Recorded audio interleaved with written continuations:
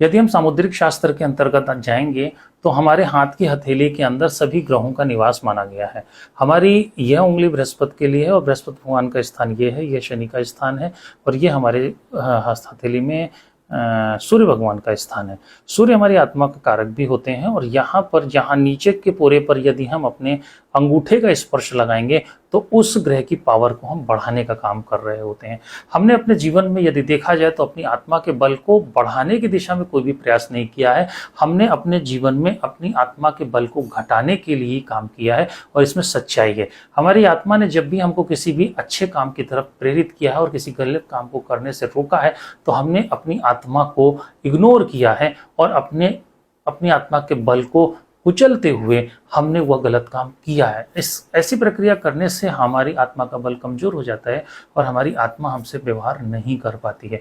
लेकिन जब हम मुक्ति की बात करते हैं तो मुक्ति किसकी होगी? जो आत्मा है वही मुक्त होगी और उसके बल को बढ़ाने यानी उसके आउटर लेयर्स में हम एक बड़ी सकारात्मक ऊर्जा को पैदा करने के लिए एक मुद्रा का प्रयोग करेंगे। उस मुद्रा में अपने अंगूठे को इस रिंग फिंगर की जड़ में ऐसे स्थापित कर देंगे और ऐसे स्थापित करके फिर हम ऐसे अपनी मुट्ठियों को बंद कर लेंगे।